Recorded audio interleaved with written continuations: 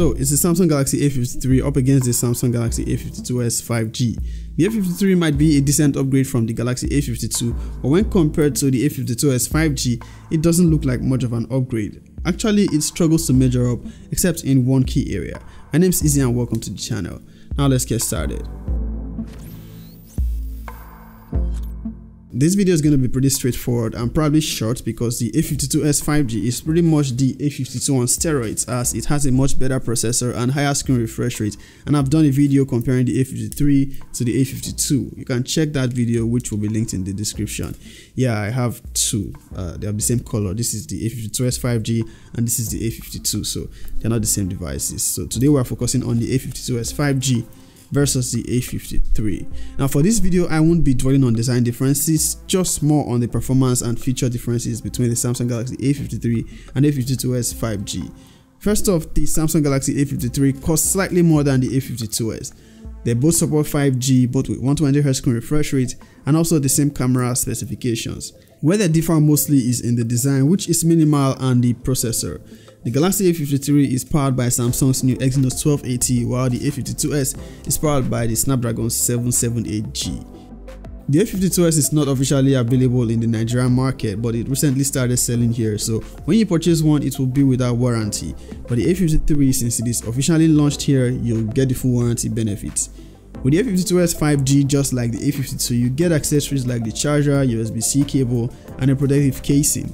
With the A53, you only get a USB-C cable.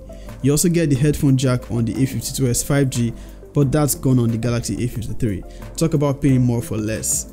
Both devices are IP67 rated, so they are water and dust resistant. They have similar displays and you can barely tell them apart. They also both have 120Hz screen refresh rate. On the software side of things, the Samsung Galaxy A53 runs on Android 12 and the latest version of One UI 4.1. It will also get 4 years of major OS upgrades from Samsung. The Galaxy A52s, on the other hand, is also on Android 12 but One UI 4.0 and will only get 2 more years of software updates. It should get One UI 4.1 updates soon though, but the only major feature missing from One UI 4.0 is the option to select more than 4GB or RAM plus, which you can do on the A53 but only get to stick with 4GB for the A52s.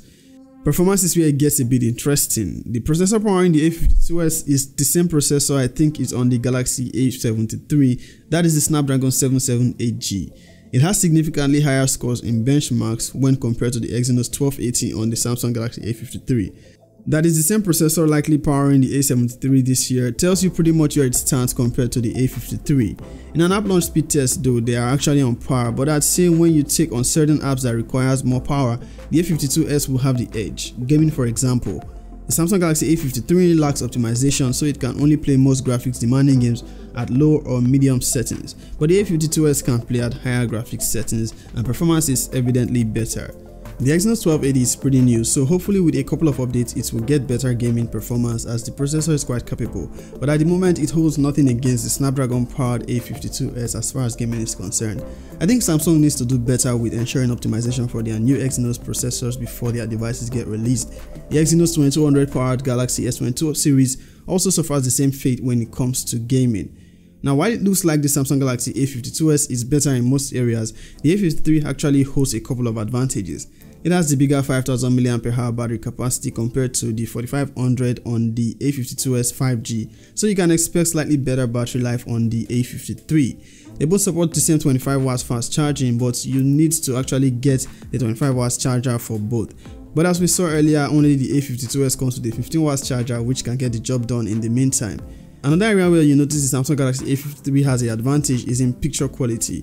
They both have exactly the same camera configuration and both take great photos, but the Galaxy A53 looks to do better with image processing overall. But I'd say it's nothing Gcam can't solve for the A52s thanks to the Snapdragon processor. They can both shoot videos at 4K 30fps from both selfie and rear cameras and have OIS on the main camera. Do let me know in the comments below which quality you prefer for both pictures and video. If I have to choose between these two, it's definitely the A52s as it costs less, comes with essential accessories, still has the headphone jack and also the better processor. But if you want a little better battery life, longer software support, arguably the better camera performance and that refined design, you can go for the Samsung Galaxy A53. You actually can't go wrong with it, especially if the A52s is not officially available in your region. So tell me in the comments which you prefer between these two. Also leave a like if this video was helpful and consider subscribing to the channel. Peace.